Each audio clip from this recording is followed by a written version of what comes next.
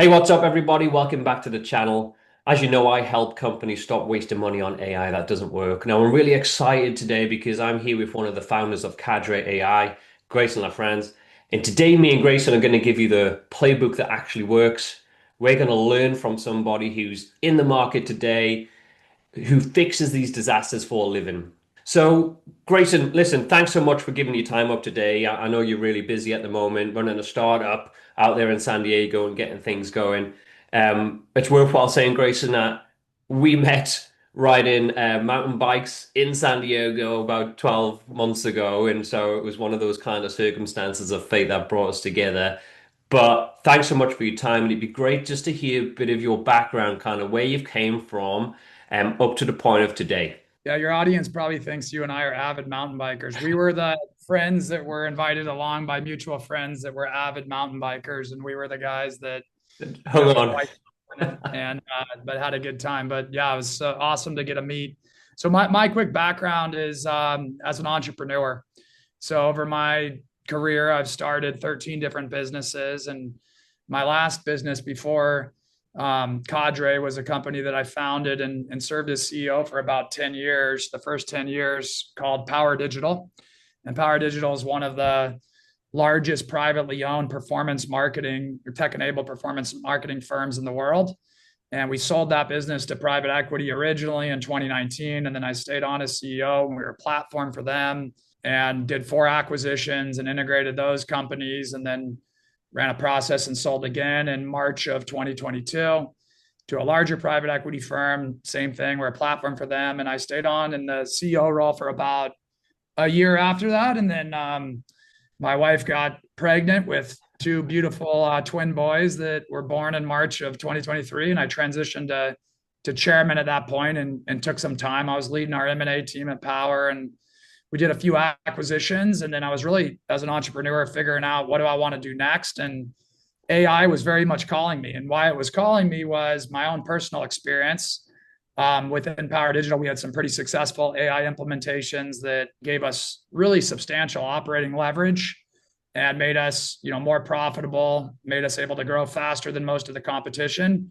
But also within my community, talking to the private equity groups I'd worked with and their portfolio companies, friends, and just asking them, hey, what are you all doing for AI? Do you have a clear strategy? And very few executives were like, yeah, I'm super confident and clear on our strategy. And then my second question is your AI initiative showing up in your P&L? And what's funny is that answer was almost always no, except for the occasional person that would say yes as a cost. And to me, technology and AI is not for real, and it's not doing what it needs to do to become mainstream and the huge impact that we all believe it can, until it drives meaningful business outcomes in the form of faster revenue growth, margin expansion, happier teams, more scalability. And that's what Cadre is there to do. And that's our mission, is to help companies get really clear on how do we attack AI? What should our AI strategy be? But really, most importantly, how do we realize that? And so Cadre being the professional services partner and really an extension of their team that can help them get clear on strategy and then actually implement the technology and tools, configure them into a system that works for their business, and measure the impact in the form of P&L impact. It's really interesting to me in terms of really successful entrepreneurial journey, build and scale companies and exit them. And then you find yourself in the AI arena, the kind of cutting edge of technology. How did that come about? Because I think you want to, on another podcast, you answered the question at the end, and then people in your network kind of reached out to you, and that's how kind of Cadre was born, right? Yeah, so it's funny. So I was planning on kind of like, okay, well, I guess I'll have to wait because I'm not starting from scratch. And I was on a random podcast and it was about entrepreneurship. And at the end, the guy asked me, he said, hey, for our audience, what's $100 million plus type enterprise value business that can be started with minimal upfront capital? And I shared this idea, wasn't thinking a whole much about it. I was like, look, I think this is a no brainer. I think there's a huge gap between big AI and companies, and they don't know where to start. They don't know what technology to use, and they don't have the skills and resources and bandwidth to do it. And that posted, I don't know, a couple of weeks later, and my LinkedIn and my email inbox just lit up. And I think I got hit up by like 500 different people wanting to do this. And so I started taking some calls and talking to some awesome people. And ultimately, maybe months later, ended up meeting a guy locally here in San Diego that had founded and started the largest technical AI community in San Diego. It's called SDX. It's an awesome group. I think there's 1,400 builders, very technical. And just, we started spending time together. And next thing you know, myself is Chad, who I was talking about, and Riley Strickland, who are co-founders with me, as well as Ben Shapiro. We started up. And so we started kind of mid to end of last year, and it's been awesome. We've seen and worked with a lot of different companies. We've seen a lot of amazing use cases. We've seen why companies, the companies that are winning, why they're winning with AI and how that's impacting and why that is. And we've also seen where, you feel like, wow, these guys have every advantage to be great with AI, but where it's not, what those hurdles are and what's preventing them from having that success. And with that, let's dive into the kind of the main structure. We've got four different things we're going to talk about, and let's have a bit of fun with it as well. In the first section, we're talking about is what we're calling the ready, fire, aim problem, right? So customers that hear about AI out there, it's the latest buzzword. They need to be seen doing it. They need to be seen by shareholders to be doing something in this space. Grayson, you work every day now with companies who are doing AI completely backwards, and that's why they reach out to you. So can you kind of paint me a picture of what does AI failure look like in 2025? Yeah, so the ready, fire, aim is exactly how it sounds, right? Is there like, hey, we need to do something, let's just go do it, versus like, let's take a step back, let's get really clear of the target and then how we solve it. And so, what I would say in general is the vast majority of companies and teams are chasing tools versus outcomes. And chasing tools, I get it. I understand the temptation. It might be the CEO of your company. He goes to some CEO group and his peers are telling him about this tool and that tool. And he's like, hey, how can we use this tool? What would it do for our business? Or there's a podcast or some team member. It just won't move the needle. The technology is incredible. Most AI tools and tech, though, stand alone. They won't do anything notable. And even then, you've all seen how hard it is to roll out technology and actually get adoption. So what companies need to do is take a step back and chase business outcomes. So instead of looking at the tool and saying, how can we use it? Looking at their business and saying, what would it take to double revenue? Or whatever that is, incremental revenue growth. What is preventing that? Is it productivity of the sales org? Is it the ability to onboard new clients at velocity? What is it? What's the bottleneck? What's eating away at gross profit that you can control? What are those things that are causing gross profit to be 5, 10, 15 points lower? And is there a solution that can get you 80, 90% better or 100% better? And you do all that. And then maybe at some point you say, no, there's not. This is so valuable that maybe we should look at something more custom. But 9 times out of 10, following that process I just said, there is technology on the market where the ROI is impactful, that once you're clear on the strategy, you could integrate and configure and customize and connect fairly quickly and really, really move the needle in measurable ways for your financials. Absolutely. And look, I see this pattern everywhere, Grayson. Like companies spend 6 months debating which AI tool to buy, and then like 6 minutes thinking about what problem they're actually solving. And so the number one thing I kind of tell executives is that your AI strategy shouldn't start with what can AI do? It should start with, what decisions am I trying to make better? And you mentioned, some of those KPIs, some of those levers that you can pull to actually, get tangible bottom line impact. Can I ask you though, Grayson, in terms of the work that you've done with different clients over the last 6 months, what's the most expensive AI mistake that you've seen or a common trait that you see of AI projects going wrong? I think honestly what it is people don't like to pay and take time to do the strategy work. I'll tell you, myself as a CEO, biggest person that's like that. I'm like, look, I got lots of ideas, I got lots of beliefs, things I want to try. I need more horsepower. I need more badass people that will get in the weeds, go after it, execute, pivot. And so for me to be the one saying, hey, take a minute to get really clear on the outcomes and have the strategy before you execute, is ironic. And I say that because I've made that mistake with both technology and with AI. But I think the biggest mistake that we're seeing is just they don't understand how much change management there's going to be and how reluctant and maybe scared their team members or employees may be of AI. So they go and they maybe do some of the strategy work and they get clear on the problem and they find the right solution and they do the integration work, but they have not engaged the stakeholders, the 20 people that are going to be using it to be more efficient as part of the decision-making process. So they're not bought into it. They're scared. They're finding all the reasons it's not going to work. And it takes a long time to actually adjust their process, get them bought in, and get them leveraging the technology, or it falls flat altogether because they reject it. And 90% of the time, when you look at a business function you're going to AI enable, it doesn't just snap into the existing process. That process, the way people do work, needs to change to work with that new system.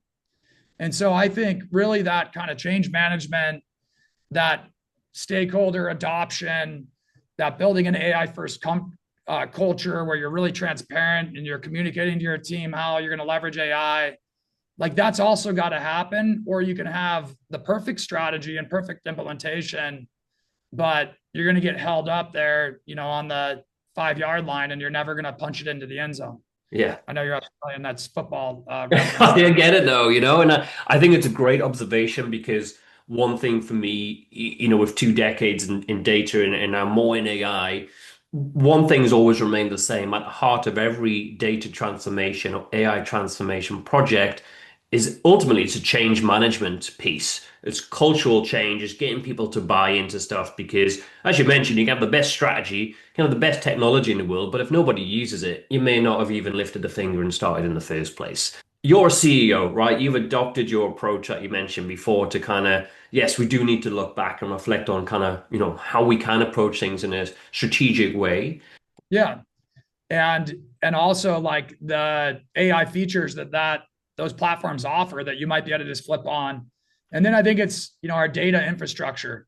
Have we thought through our single source of truth when it comes to data? Are we set up from a data perspective to really leverage agents and agentic AI on a wide scale level? Do we at least have a plan in the future for how that's going to work, if not perfect today? So I think those are some of the big things. And from there, then it's really saying, okay, let's now dive deep and let's go kind of department by department, cost center by cost center, opportunity by opportunity. Let's surface those problems. Let's match the solutions. And let's figure out what's our dream state 3 years from now. What does our business look like fully AI enabled? And let's be able to articulate that. And then the next 12 months, what's that bite of the elephant we're taking? If we have a super successful next 12 months, what have we integrated? What metrics have we moved? How are we going to do that? So I think usually they're just skipping those steps. Honestly, I think it's hard for companies because they don't have dedicated resources and they don't know where to start and they have a day job. They got to run the business. And, that leadership team has a lot on their plate and a lot of priorities, and AI is shifting by the day and there's constant shiny new toys. And it's hard to create the mental space, the bandwidth, the capacity to be really thoughtful and smart in how they approach it. Absolutely. And I think that's where people like you and me come in and kind of help those clients out, and often I'll walk into a client kind of business. And before we talk about any AI tools, I kind of do this exercise with the team. And that looks like mapping every data touch point in the customer journey. And they're always shocked when they realize they've got the same customer data in about 12 different places. And of course, none of which agree with each other.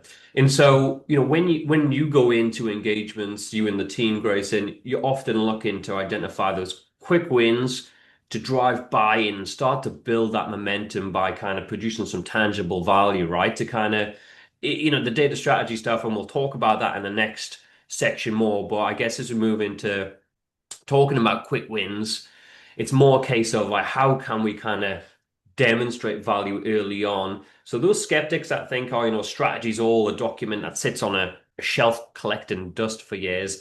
We're going to make it real for you, right? And we're going to actually drive something. So if I give you 30 days, Grayson, and like a 10K budget to prove AI value to somebody like yourself, the most skeptical CEO in the past, what would you build? Yeah, I mean, one of the things I'm doing, and most you'd be shocked at how few companies have done this. And frankly, it drives me crazy within Cadre, but we kind of have an excuse because we need to know how to work with all these systems. But is just selecting what the central intelligence layer is going to be.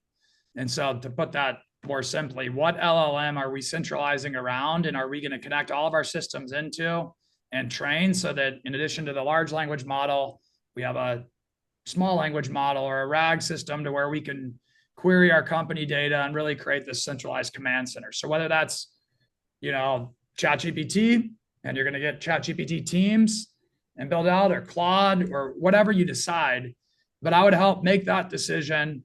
I would deploy that. I would leverage MCP and connect your other tools and technology into it so that you can ask questions that are coming from the CRM or from the accounting system or the talent suite, and really connect those dots so that you can start to really have that central intelligence layer. We'd build custom GPTs for workflows and automation. So when a new team member comes into a role, we can hand them that and they're in there and they have kind of their cockpit, and start measuring the impact of that. And we have a client, for example, and I almost didn't believe this. I told the AI lead on it, I said, that makes no sense. Go talk to the CEO about it. But small company, they have 200 people or so, and we did just that. And right now, there's no advanced analytics that we can see within ChatGPT's product. I know it's coming. We've talked to them about it. But on the basic Teams version, to where we could see usage.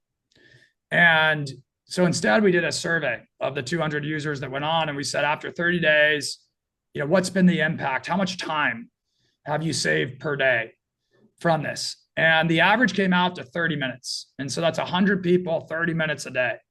Are these people sitting around? What are they working on? Are they feeling it? And so had our team run that up to the C-suite, and, they felt it. But at the same time, now they're like, well, now how do we leverage this talent in a better way? And what should we have them working on? And what was cool there is then we were able to actually, some of those people use them to work on more strategic stuff on the business. Yeah, and look, that's in line with what I see consistently around quick wins. And some of it's not as sexy as some of the impact that you had. I had a client, for example, that was able to build a simple agent that saved somebody 8 hours every Monday as part of a regular BAU activity. So it saved that person maybe a day a week. So in the grand scheme of things, a lot less than some of the metrics that you just mentioned. But that person then became the AI champion who drove and was a catalyst to the entire digital transformation that we had going on within that client site. So, saving or making efficiencies, no matter what scale, it's about creating kind of advocates and believers for what you're doing. And my advice is always try to find that person who complains the loudest about manual work or knocking on the door of IT because they haven't got the tools, and make them a hero first, right? Because then they can really help drive your initiative and become somebody that's also, helping your cause for the client. Before we move on to talking about data strategy more holistically, Grayson, I'm interested in terms of what characteristics you look for in terms of those quick win use cases. Do they all kind of follow a similar pattern? And how would potential clients watching this identify where they should spend their time up front to drive those quick wins and adoption? Yeah, I think executives in general, you don't need to become an AI expert. You don't need to know exactly which tools and tech you're going to use, but you need to get really good at spotting business problems that are great to be solved by AI. So really repetitive stuff, obviously, stuff that's analysis that there might be key person risk to, but to where that process that a person or group of people go through to analyze something can be documented, and where there's lots of data that can flow in and be trained. Any type of research, that somebody would do when you dream that up. Obviously, any type of editing or written material is incredible. The voice agents these days are really amazing, and easy to interact with. So even simple stuff like onboarding a new client, instead of having to schedule a meeting with 5 different people, You can give them a number to Grayson voice agent that sounds just like me, and they can call and do the interview at their leisure and do it really quick. And it won't ask them repetitive questions because it's already captured that information from somebody else. So, what I would say is focus on the big problems. That could be recruiting, right? It could be, hey, we need better candidates. And so then it goes down to, well, AI is incredible at analyzing resumes or LinkedIn and telling you which ones match to your best people. And focus on those problems. And like more likely than not, AI can solve it. The question becomes more, is the price to do it based on where the technology is today worth it? And so that's why, like in our approach, and I would encourage every company to do this, is as you're deciding you're going to do stuff, there should always be an ROI case and model built so that you're measuring against it. And that's the lens that we take. When we're going and doing the department deep dives, we're like, let's size this problem. How much is this costing? What's the unlock, or the return, whether it's time, whether it's hard cost savings that we're going to get. And then what's the cost? And is it worth the squeeze? Right. And honestly, we see a lot of little stuff where it's like, get to it when you get to it. It's not going to move the needle. And then we see the really big transformational stuff where it's like, look, that's high leverage. If you don't get that right, that could really cause problems. And the cost of doing that could be high. And so usually we're trying to find stuff that's high impact, relatively fast and low risk to start with and build momentum. And then moving on that vision, that 3-year roadmap towards the more large transformational stuff. But it depends on where they are in the journey and how aggressive that company is and, the mentality and their risk threshold. Yeah, absolutely. There's a lot of variables, right, that play into that. And whilst quick wins are super important, it's only as good as the data foundation underneath it, right? Because, and I'm sure you've seen this as well, but I've seen quote unquote successful AI pilots that failed to scale because they were built on garbage data in, which worked for 100 records, but then broke at 10,000, And when I say broke, that means because the data is so fragmented underneath, it's actually costing a huge amount more at scale to run, and therefore you're not seeing the returns and you're potentially not getting any ROI at all. So going back to your point there, Grayson, about that commercial lens on things.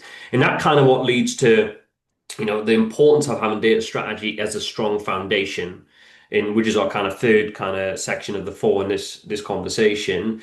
Grayson, I'm interested if you can complete the sentence for me. Your AI is only as good as your what? As your data and processes. So, I think AI, where companies are feeling it most and where the biggest transformation is going to be or impact is with agentic AI. And there's probably going to be something new that we don't even know about now that takes that place. But you can think of that as AI employees that work 24/7, have the ability to learn faster than anybody can imagine.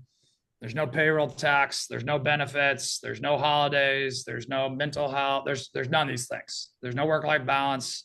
They are hyper efficient, always on team members. And I think that's a scary thought in general for what that means, but we won't go into that right now. But it's interesting because when you deploy an agent, it's very similar to the first day of a new team member coming into a role. But actually, I would say that maybe they're actually further behind that new team member. At least that team member comes with whatever their experience is. They've interviewed and they've learned some stuff, and hopefully they've prepared for that role or been in a similar role.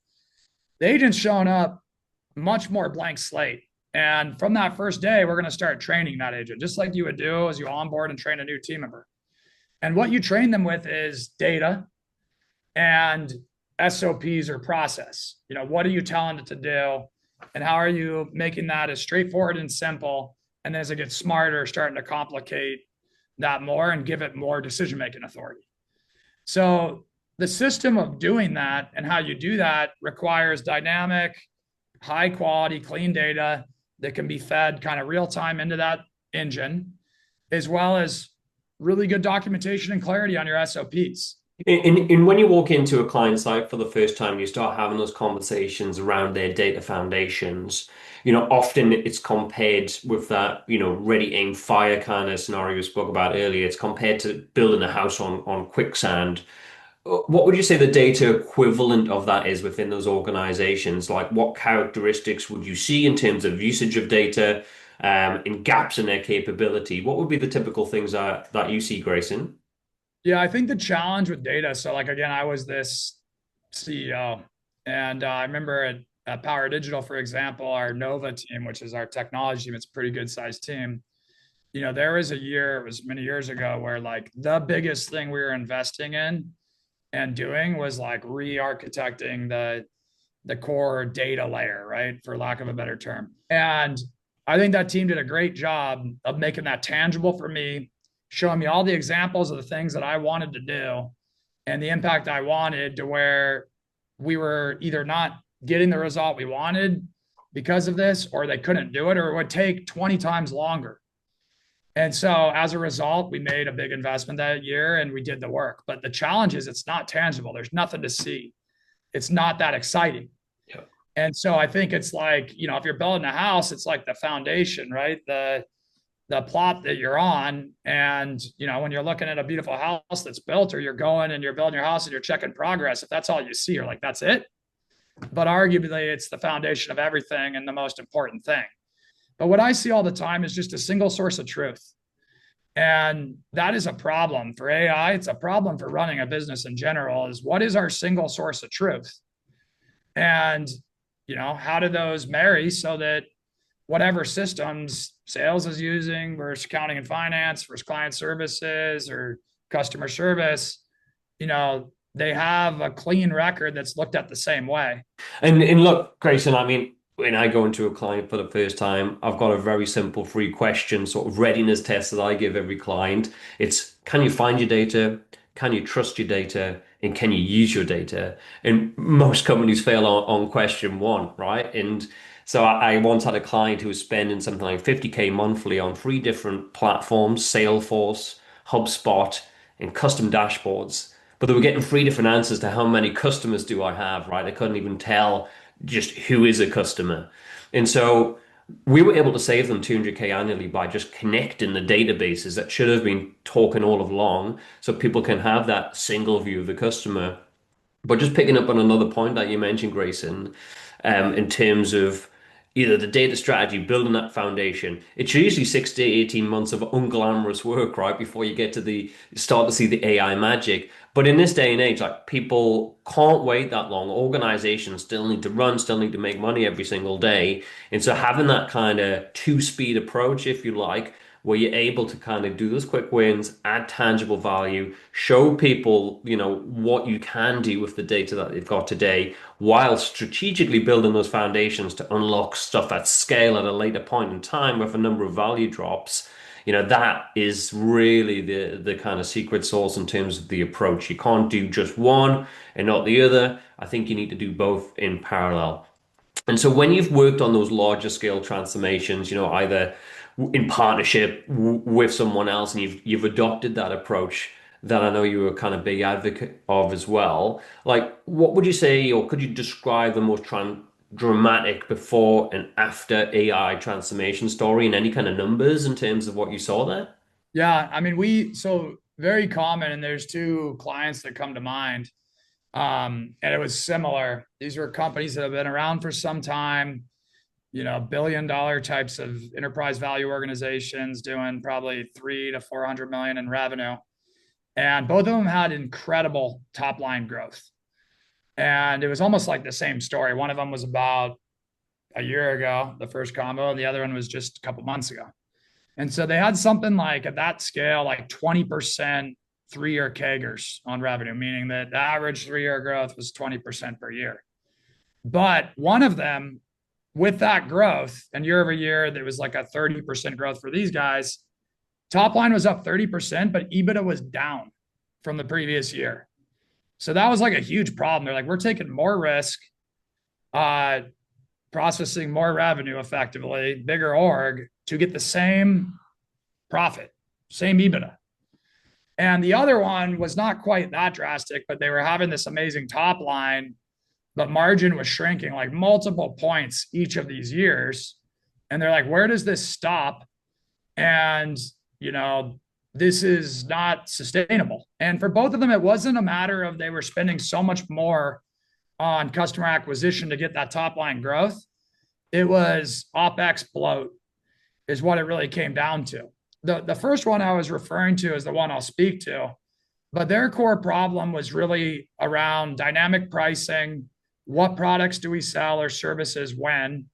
And their sales team had grown so much, and that was kind of static and being updated by like a CFO type once a month. And so they were simply selling deals that were far less profitable. And so with them, we're able to deploy a pricing engine that connected into their financial systems and was governed by kind of the manual process the CFO would take, and went into a pricing tool for the sales team and recommends the right product to sell because they're recommending it, and bundles that pricing, and immediately gross profit went up by about 15 points. As a result, like it really started to cut into this issue and also allowed them to actually reduce the administrative support team behind sales and the size of the sales organization overall. But really, that piece right there was something that a solution was able to be deployed within about 60 days. And the benefit was realized almost instantaneously just by giving better products for the sales team to sell and them selecting the right ones and creating some simple AI driven automation to how their proposals get built and how their packages get put together and how they ultimately deliver those to the client and sell what the client views as more valuable, nicely put together package, but is simply a selection of more profitable products. If I'm a company now, Grayson, that's done the foundational work that we just spoke about, right? Data's clean, it's well structured, I know where it is. What, in your opinion, are the three biggest transformation opportunities that I should look at in 2025? I think it's your financials. Look at revenue. What's preventing revenue from growing faster? So if you're B2B, it's usually either deal flow, conversion rate. So that could be velocity, win rate, speed, size. Look at gross profit. If you're a product business, sometimes there's less there. It's a product cost. And then look at OpEx and look at those buckets and the percentage of cost basis on the cost side year over year and say, where is this lifting or where is this going up? And usually in a business on the cost side, there's like two or three things that are the big drivers. And the other things are little and won't move the needle. Let me just summarize those, some of the things that we've spoke about, right? So strategy first in terms of prioritizing that to help, create an environment to allow you to explore and identify quick wins to build momentum. Data then as a foundation and then leveraging that to really apply transformation for tangible outcomes. Is if I'm a CEO watching this right now, if you could give them one advice for what they should be doing, and they're thinking, oh my God, my data's in a mess after watching this, that's probably good, right? That's the first step, that realization that yeah, things aren't as you need them to be. No company in my experience has been perfect at this. But what would your advice be to somebody that's watching this with their head in their hands, thinking, oh, like where do I start? I would designate the right leader. And I think it needs to be CEO led because it's really interesting. Like AI transformation, it's not one department. It's not, hey, I'm going to work with the CMO, like maybe we would have done at Power Digital, or I'm a sales consultant or coach. I'm going to work with the chief revenue. It's organization wide. So I think the CEO needs to drive it. But pick one of your executives and one of your best and your most trusted, thoughtful, smart, and have them lead that. And whether that's them hiring a chief AI officer or a leader, whether that's them engaging with groups like yours or Cadre, but designate somebody where that's a rock, that's a pillar in your business. And just like you'd measure any other important metric, you're measuring the progress, you have a plan, and you're resourcing behind it. That would be my biggest piece of advice. We're just seeing where there's a committee and there's no leader of the committee and no accountability, or there's not that sole person where you are the owner of this. We are counting on you and we want to see progress and we want to know the plan, week in or month in and month out. And listen, before we wrap things up, I want to let people know Where can they find you? Where can they find more about Cadre? How do they connect to you and your team? Yeah, obviously we're on LinkedIn. Check out or our website. Go to www.gocadre.ai, and we'd love to connect with you. We're hiring. We're looking for the best and the brightest, passionate folks in AI. Any business leaders where you're trying to figure out where do I start, what do I do? We've got the long game. We'd love to chat with you, just share what we're seeing, build a relationship. We're doing lots of lunch and learns and stuff with different boards and private equity groups. So we're here to be a resource, and we're excited about where things are in the journey ahead, and really appreciate the time and the conversation. Awesome. I'm excited. I'm excited about where you're going, right? Given your track record and what you've done previously, moving into this space now and the way that you're approaching it with like gusto and the courage, I think that it's no doubt going to be a success. It's just a question of time. We'll put those links, Grayson, in the show notes below as well. So if you're out there and you want to hit Grayson and the team up, join in with some of their events. Certainly, if you're in the San Diego area, it's going to be a good place to be. In the meantime, Grayson, thanks so much for your time. I enjoyed our chat, and hopefully you out there did as well. Yeah. Thank you so much, Adam. Appreciate it.